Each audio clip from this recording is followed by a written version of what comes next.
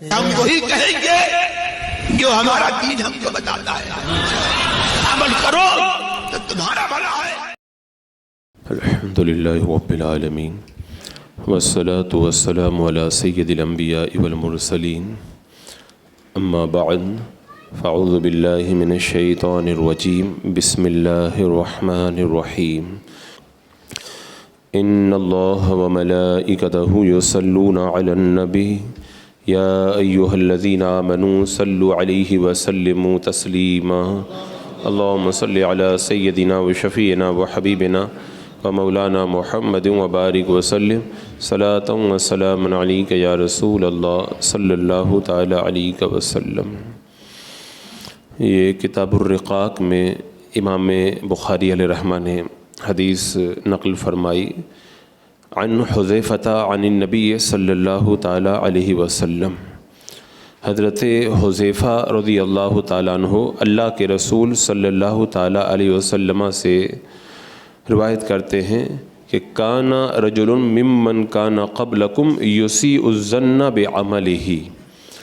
اللہ کے رسول علیہ السلام نے ارشاد فرمایا، تم سے پہلی امتوں میں ایک مرد تھا جو اپنے عمل کے بارے میں بدگمانی کرتا تھا۔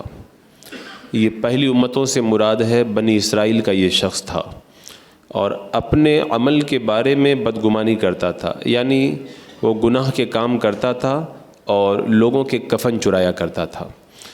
تو فقال لأہلہ، اس نے اپنے گھر والوں سے کہا، اذا انا مت فخذونی فذرونی فی البحر فی یوم صائف، کہا کہ جب میں مر جاؤں تو مجھے پکڑنا اور سمندر میں کسی گرمی کے دن میں بکھیر دینا۔ ففعلوا بہ، جب وہ مر گیا تو اس کے گھر والوں نے اس کی وصیت کے مطابق ویسا ہی کیا، یعنی اسے جو ہے وہ جلا کر کے بکھیر دیا پانی میں۔ اس کے بعد میں پھر کیا ہوا، فجمعہ اللہ، پھر اللہ تبارک و تعالیٰ نے اس کو جمع کیا، یعنی جو اس کے ذرے بکھر گئے تھے مرنے کے بعد، جو اس کو اس کے گھر والوں نے اڑا دیا تھا، سمندر میں بہا دیا تھا، اللہ تبارک و تعالیٰ نے اس کے ان تمام ذروں کو جمع کیا اور اپنی بارگاہ میں حاضر کیا۔ بندہ چاہے کوئی شیر کھا لے یا آگ میں جل کے مر جائے، سمندر میں ڈوب جائے، مٹی کے اندر مل جائے، کچھ بھی ہو جائے، لیکن ایسا نہیں ہے کہ پھر اللہ تعالیٰ کی بارگاہ میں حاضر ہونے سے بچ جائے گا۔ اللہ تعالیٰ ان بکھرے ہوئے ذروں کو بھی جمع کر کے اپنی بارگاہ کے اندر بندے کو حاضر کرتا ہے۔ تو اللہ تعالیٰ نے اس کے بکھرے ہوئے ذروں کو جمع کر کے اپنی بارگاہ میں حاضر کیا اور پوچھا، ما حملک علی الذی صنعت۔ اللہ تعالیٰ کو سب معلوم ہے، لیکن پھر بھی رب نے فرمایا کہ تو نے جو کام کیا اس پر کس چیز نے تجھے برانگیختہ کیا تھا، تو نے ایسا کیوں کیا، اپنے گھر والوں کو یہ کیوں کہا کہ مجھ کو جلا کر کے میرے ذروں کو بکھیر دینا، ایسا تو نے کیوں کیا؟ تو اس نے جواب کے اندر کہا کہ ما حملنی الا مخافتک، اس نے کہا کہ مجھے صرف تیرے خوف نے ایسا کرنے پر مجبور کیا، مجھے برانگیختہ کیا، یعنی میں اتنا گنہگار بندہ ہوں، میں ڈر رہا تھا کہ تیری بارگاہ میں اگر میری پیشی ہو گئی تو میں کیا منہ لے کر کے جاؤں گا، تو اس لیے میں نے کہا کہ مجھ کو تم جلا کر کے بکھیر دینا تاکہ اللہ کی بارگاہ کی حاضری سے میں بچ جاؤں۔ تو اللہ تعالیٰ نے جب اس کے دل کے اندر اپنا اتنا خوف دیکھا تو رب نے فرمایا فغفر لہ، تو اللہ تعالیٰ نے اس کو معاف کر دیا، یعنی تیرے دل میں میرا اتنا خوف ہے، اللہ تعالیٰ نے اس کے خوف کی وجہ سے اس بندے کی مغفرت فرما دی۔ کیونکہ اللہ کی رحمتیں تو ہیں ہی ایسی کہ بندہ ساری زندگی گناہ کرتا رہے، لیکن اگر رب کو اس کی ایک ادا پسند آ جائے تو اللہ تعالیٰ اس ایک ادا ہی پر اس کی مغفرت فرما دیتا ہے۔ جیسا کہ یہ دوسری حدیث پاک جس کو امام بخاری روایت کر رہے ہیں، ان ابی سعید الخدری رضی اللہ تعالیٰ عنہ، یہ حضرت ابو سعید خدری رضی اللہ تعالیٰ عنہ سے روایت ہے، عن النبی صلی اللہ تعالیٰ علیہ وسلم، وہ اللہ کے رسول علیہ السلام سے روایت کرتے ہیں کہ ذکر رجلا ممن کان سلفا او قبلکم، فرمایا کہ تم سے پہلے جو گزر چکے ان میں ایک شخص تھا، اللہ کے رسول علیہ السلام نے اس کا ذکر کیا، فرمایا کہ آتاہ اللہ مالا، اللہ تبارک و تعالیٰ نے اس کو مال عطا کیا، وولدا، اور اللہ تعالیٰ نے اس کو اولاد بھی عطا کی، فلما حضرا، تو جب فلما حضر، جب اس کی موت کا وقت آیا، جب وہ مرنے لگا، فقال لبنیہ ای ابن کنت لکم، اپنے بیٹوں کو جمع کر کے موت کے وقت میں اس بندے نے کیا کہا کہ میں تمہارے لیے کیسا باپ تھا، مجھے بتاؤ. موت کے وقت پوچھ رہا ہے بتاؤ میں تمہارا کیسا باپ تھا. تو قالوا خیر ابن، تو بیٹوں نے کہا کہ آپ تو ہمارے بہت اچھے باپ ہیں. تو قالا، اس نے کیا کہا، فإنه لم يبتغر عند الله خيرا فسرها قتادة لم يدخر وإن يقدم على الله يعذبه. تو اس کے بیٹوں نے جب کہا نا کہ آپ ہمارے بہترین باپ تھے، تو اس نے کہا کہ اس نے اللہ تعالیٰ کے پاس کوئی خیر جمع نہیں کی ہے. بولے تمہارا باپ تو میں اچھا تھا، لیکن میں نے اللہ کی بارگاہ میں اچھے اعمال کا توشہ میں نے نہیں بھیجا ہے، اور جو ہے جب وہ اللہ تعالیٰ کے سامنے پیش ہوگا تو اللہ تبارک و تعالیٰ اس کو عذاب کے اندر مبتلا کر دے گا. تو جب اس نے یہ بات کہی، پھر بعد میں کہنے لگا کہ فَإِذَا مُتُّ، جب میرا انتقال ہو جائے، جب میں مر جاؤں تو فَأَحْرِقُونِي، تو مجھ کو جلا دینا. حَتَّى إِذَا صِرْتُ فَحْمًا، جب میں جل کر کے کوئلہ بن جاؤں تو فَاسْحَقُونِي، تو اس کے بعد میں تم مجھ کو کوٹ کر کے پیس دینا. پہلے جلا کے کوئلہ کر دینا، جب کوئلہ بن جاؤں تو بالکل کوٹ کر کے مجھ کو پیس کر کے رکھ دینا. اور اس کے بعد میں کیا کرنا، فَأَذْرُونِي فِيهَا، اور کہا کہ پھر جو ہے وہ مجھ کو تم گرمیوں میں آندھی چلے تو اس آندھی میں مجھے تم لوگ اڑا دینا، آندھی کے اندر مجھے اڑا دینا. اب اس کے اپنے بچوں سے اس نے اس پر پختہ وعدہ لے لیا، اور بچوں نے جو ہے وہ پورا وعدہ کر لیا. کہا کہ جو ہے میرے رب کی قسم، سو اس کے بیٹوں نے ایسا ہی کیا، یعنی جیسا اس نے کہا تھا، مرا، جلایا اور اس کو کوٹا اور پیس کر کے اسے ہوا میں بکھیر دیا. پھر اللہ تبارک و تعالیٰ نے اس کے ذرات کو جمع کیا، جمع کر کے فرمایا کہ ہو جا، تو مرد بن کے کھڑا ہو گیا. اللہ کی شان یہی ہے، اللہ تعالیٰ جس کو کہہ دے ہو جا تو وہ ہو جاتا ہے. پوری کائنات اللہ نے فرمایا کہ ہو جا تو پوری کائنات وجود میں آ گئی. پھر اللہ تعالیٰ نے اس بندے سے پوچھا، میرے بندے تجھے اس کام پر کس چیز نے آمادہ کیا، تو نے ایسی وصیت کیوں کی، جلانا، کوٹنا، ہوا میں بکھیر دینا؟ اس نے کہا اللہ تیرے خوف سے، تجھ سے ڈرنے کی وجہ سے. اللہ تعالیٰ نے اس کی تلافی یہ کی کہ اس پر رحم فرما دیا. بولے میرا خوف تیرے دل میں ہے. اللہ تبارک و تعالیٰ کو اس کی یہ ادا بڑی پسند آئی، اور پروردگار عالم نے اس کے خوف کی وجہ سے اسے معاف کر دیا. تو یہ اللہ تبارک و تعالیٰ کی رحمتوں کی شان ہے کہ بندہ زندگی بھر گنہگار ہوتا ہے، لیکن جاتے جاتے اگر ایک بھی ایسا کام کر جائے جو رب کی بارگاہ میں قبولیت پا جائے تو بندہ پھر اللہ کی بارگاہ کے اندر رحمتوں کا حقدار بن جاتا ہے. اور آپ جانتے ہیں کہ بندہ جب مرنے لگتا ہے تب بھی دو طرح کے لوگ ہوتے ہیں. قبر میں جب بندہ جاتا ہے تب بھی دو طرح کے لوگ ہوتے ہیں. حشر میں جب بندہ آتا ہے تب بھی دو طرح کے لوگ ہوتے ہیں. اور آخرت کے اندر جب جنت اور جہنم کا فیصلہ ہوگا تب بھی دو طرح کے لوگ ہوں گے. اس کو آپ مثال سے ہی دیکھیں کہ مثال کے طور پر یہ حضرت امام شابی رحمۃ اللہ تعالیٰ علیہ کے ساتھ میں حضرت ابن شبرمہ کہتے ہیں کہ میں ایک مریض کی عیادت کے لیے گیا تو ہم نے دیکھا کہ وہ نزع کے عالم میں ہے، اور نزع کے عالم میں ہے. ایک شخص اس کے پاس میں بیٹھ کر کے اس کو تلقین کر رہا ہے، لا الہ الا اللہ پڑھو، لا الہ الا اللہ پڑھو. تو امام شابی رحمۃ اللہ تعالیٰ علیہ نے اس سے کہا کہ مریض کے ساتھ نرمی کرو. اتنے میں جو مر رہا تھا وہ بول اٹھا، کہنے لگا کہ یہ مجھے تلقین کرے یا نہ کرے میں تو کلمہ شریف پڑھوں گا ہی. اور پھر مرتے مرتے اس نے کہا کہ وَأَلْزَمَهُمْ كَلِمَةَ التَّقْوَى وَكَانُوا أَحَقَّ بِهَا أَهْلَهَا حق بہا و اہلہا. یہ قرآن کی آیت پڑھی، یعنی پرہیزگاری کا کلمہ ان پر لازم فرما دیا ہے اور وہ ان کے زیادہ حقدار ہیں اور اس کے اہل ہیں. یعنی اس کو جو تلقین کر رہے تھے نا، بولے تلقین کوئی مجھے کرے یا نہ کرے میں تو کلمہ پڑھوں گا. امام شابی رحمۃ اللہ تعالیٰ علیہ فرماتے ہیں کہ اللہ تعالیٰ نے جو ہے وہ اللہ تعالیٰ کے لیے تعریفیں ہیں کہ اس نے ہمارے ساتھی کو نجات عطا فرمائی. یعنی یہ بندہ دنیا سے جا رہا ہے اور تلقین کے وقت میں خود کہہ رہا ہے کہ میں کلمہ پڑھے بغیر دنیا سے نہیں جاؤں گا. تو ایک آدمی تو یہ ہوا. اب دوسرا آدمی آپ دیکھیں، حضرت سیدنا فضیل بن عیاض کے ایک شاگرد کی موت کا وقت آیا تو آپ پاس میں گئے، سرانے بیٹھ گئے، یاسین شریف کی تلاوت کرنے لگے. شاگرد نے کہا کہ حضرت یہ مت پڑھیے. تو آپ نے کہا کہ لا الہ الا اللہ کہو. اس نے کہا کہ میں یہ بھی نہیں کہوں گا، میں اس سے بیزار ہوں معاذ اللہ. یہ کہہ کے وہ مر گیا. حضرت سیدنا فضیل بن عیاض رضی اللہ تعالیٰ عنہ اپنے مکان میں تشریف لائے، 40 دن تک روتے رہے، گھر سے باہر بھی نہیں نکلے. 40 دن کے بعد میں آپ نے خواب میں دیکھا کہ اسی شاگرد کو جو موت کے وقت کلمہ اور یاسین شریف پڑھنے سے منع کر رہا تھا، فرشتے گھسیٹ کر کے جہنم کی طرف لے کے جا رہے ہیں. آپ نے پوچھا کہ تو بڑا نیک آدمی تھا، بہت علم رکھتا تھا، تو کیسے جہنم کی طرف جا رہا ہے؟ اس نے کہا میرے اندر 3 عیب تھے، ان 3 عیبوں کی وجہ سے میری یہ حالت ہو گئی. اس نے کہا کہ میرا پہلا عیب تو یہ تھا کہ میں چغل خوری کرتا تھا، یعنی اپنے ساتھیوں کو کچھ کہتا تھا اور آپ کو کچھ اور بتاتا تھا میں. دوسرا میرا عیب یہ تھا میں لوگوں سے حسد کرتا تھا. اور تیسرا عیب یہ تھا کہ میرے اندر ایک بیماری تھی اور میرے ڈاکٹر نے اس کا علاج یہی بتایا تھا کہ سال کے اندر ایک بار شراب کا ایک پیالہ پینا پڑے گا.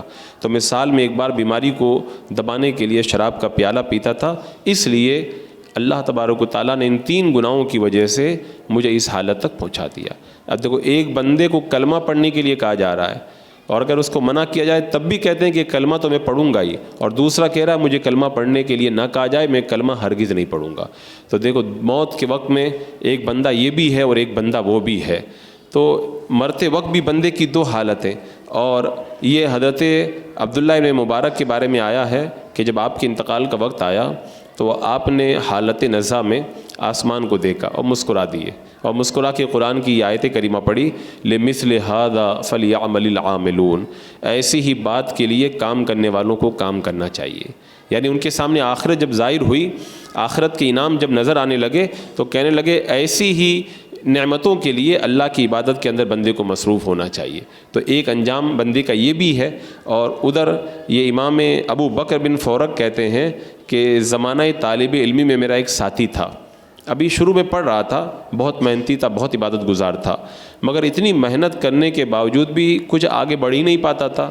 تو اس پر بڑا تعجب ہوتا تھا. ایک بار وہ بیمار ہوا تو خانقاہ میں صوفیوں کے درمیان آ کر کے رہنے لگا، شفا خانے میں نہیں گیا، اور بیماری میں بھی وہ بہت زیادہ عبادت کے اندر مصروف رہتا. جب حالت اس کی بہت زیادہ خراب ہو گئی تو میں اس کے پاس گیا.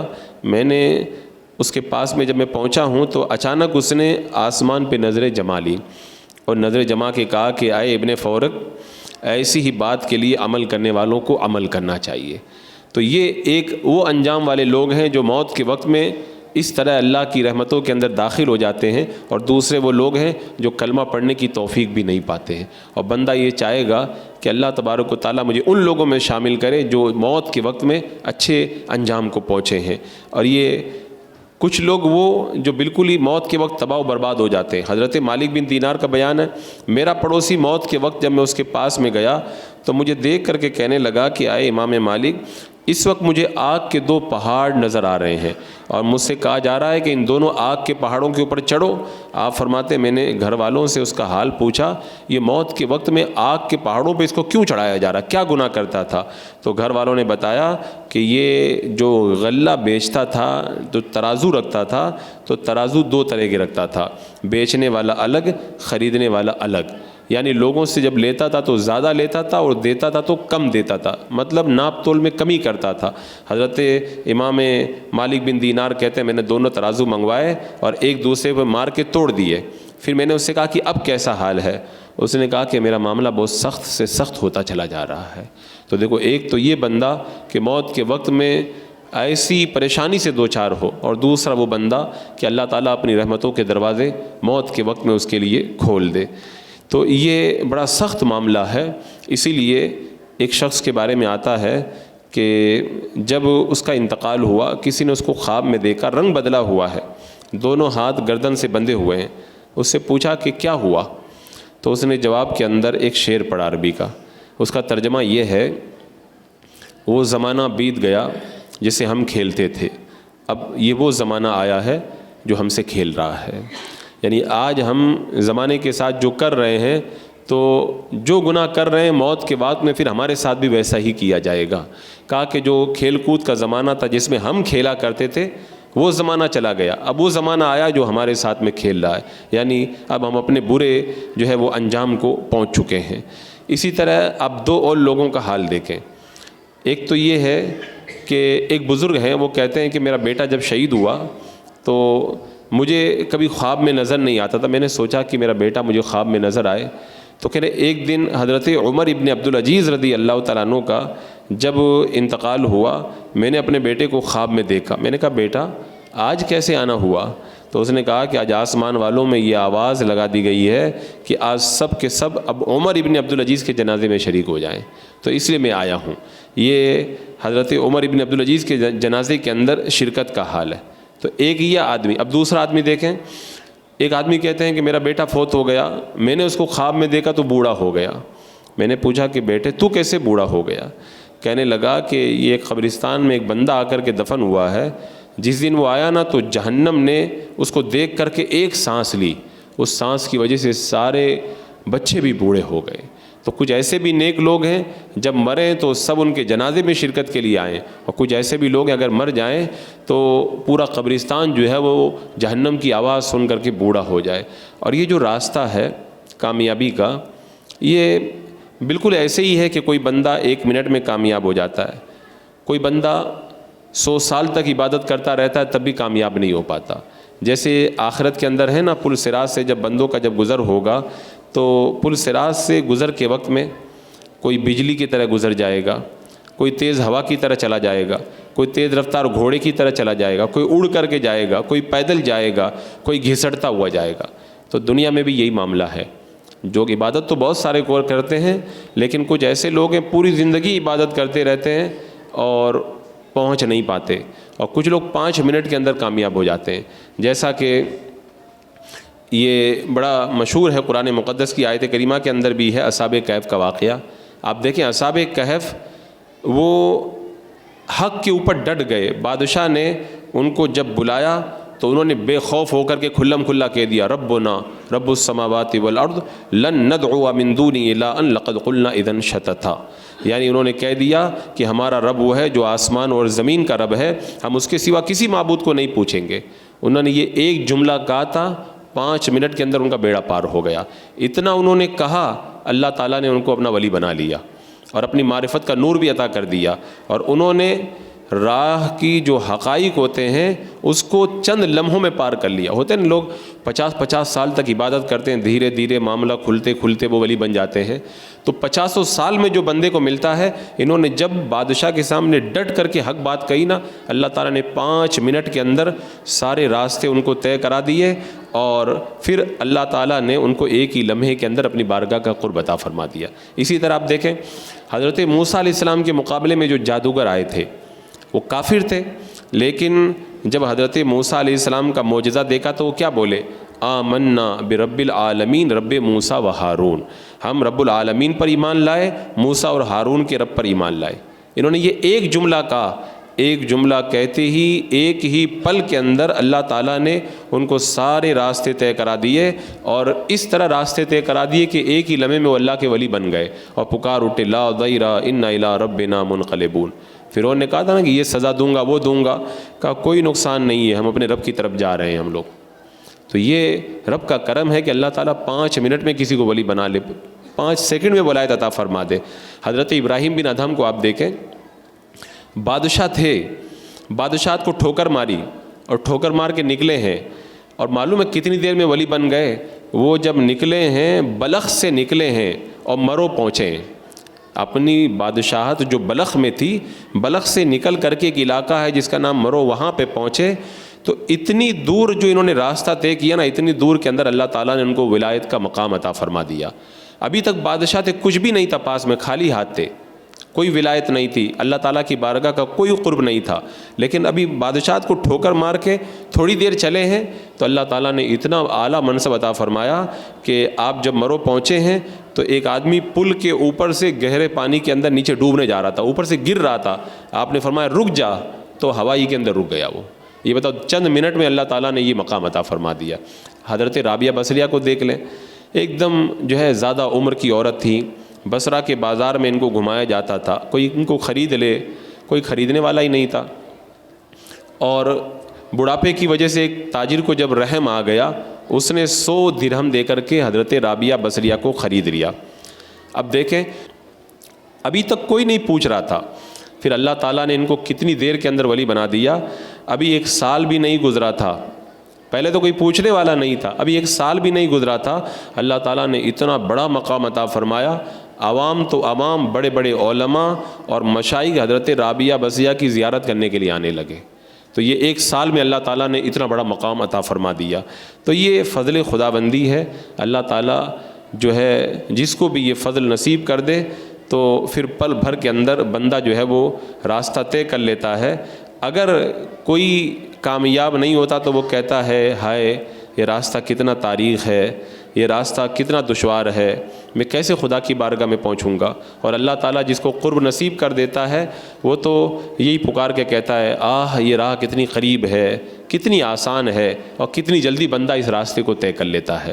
تو جیسے آخرت کا معاملہ ہے, کوئی پل بھر میں پار ہو جاتا ہے, کوئی ساری زندگی عبادت کرتے رہ جاتا ہے, ایسے ہی جو ہے وہ دنیا کے اندر بھی آپ دیکھیں کہ بندہ پل بھر کے اندر کیسے اللہ تعالیٰ کا قرب پا جاتا ہے. تو جو امام بخاری رحمۃ اللہ تعالیٰ علیہ نے جو حدیث پاک نقل کی تھی, ساری زندگی گناہ کیے اس نے, لیکن ایک جملہ کہا تھا کہ موت کے وقت مجھے جلا کر کے میری راکھ ہوا میں اڑا دینا. اللہ تعالیٰ کو وہ ایک جملہ ہی پسند آیا, اور ایک جملے کی وجہ سے اللہ تعالیٰ نے اپنی رحمتوں کے اندر اس کو شامل کر لیا. آج بھی ہم دیکھ رہے ہیں کتنے لوگ ہیں ساری زندگی ان کی عبادت کے اندر گزر جاتی ہے, لیکن ہاتھ کچھ آتا نہیں ہے. اللہ تعالیٰ عبادت کا اجر عطا فرمائے گا اگر رب نے قبول کر لیا تو, لیکن ساری زندگی وہ پیاسے ہی رہ جاتے ہیں. اور کتنے ہم نے ایسے لوگوں کو دیکھا کچھ بھی انہوں نے نہیں کیا, بس معمولی عبادت کرتے ہیں, اور تھوڑے دنوں کے بعد دیکھو تو ان کی زندگی بدل کر کے رہ جاتی ہے, اور ان کا پورا معاملہ ہی جو ہے وہ الگ ہو جاتا ہے. تو اللہ تعالیٰ کی یہ مرضی ہے, اللہ تعالیٰ جس کو چاہے پل بھر میں اپنی بارگاہ میں بلا لے, اور جس کو چاہے وہ سالہ سال تک عبادت کی بھٹی کے اندر تپائے. تو یہ امام بخاری رحمۃ اللہ تعالیٰ علیہ کی حدیث پاک سے پتہ چلا کہ بندہ کوشش کرتا رہے اور اللہ کی رحمتوں سے امید رکھے, پتہ نہیں کب اللہ کی رحمت دستگیری کرے اور بندے کا بیڑا پار ہو جائے. کسی کا اگر کوئی سوال ہو تو وہ اس کو پیش کر سکتا ہے. کچھ پوچھنا ہے کسی؟ بسم اللہ الرحمن الرحیم. اللہم صلی علی سیدنا و مولانا محمد و بارک وسلم. صلاۃ و سلام علیک یا رسول اللہ. یا اللہ یا رحمان یا رحیم العالمین. اپنے محبوبین کے صدقے میں مولا ہم تمام کو ماہ رمضان کی برکتوں سے مالا مال فرما دے. اے اللہ اپنی بارگاہ کا قرب نصیب فرما, اعمال صالحہ کی توفیق عطا فرما, گناہوں سے دور فرما دے. الہ العالمین ہمارے جتنے بیمار ہیں سب کو شفائے کلی عطا فرما. مولا بالخصوص حجن سعید النساء بیمار اللہ انہیں شفائے کلی, شفائے تام, شفائے عاجل عطا فرما. تمام بیماروں کو مولا جسمانی اور روحانی بیماریوں سے نجات عطا فرما. ربنا تقبل منا انک انت السمیع العلیم وتب علینا انک انت التواب الرحیم. ان اللہ وملائکتہ یصلون علی النبی یا ایھا الذین آمنوا صلوا علیہ وسلموا تسلیما. اللہم صلی علی سیدنا و شفیعنا و حبیبنا و مولانا محمد و بارک وسلم. صلاۃ و سلام علیک یا رسول اللہ.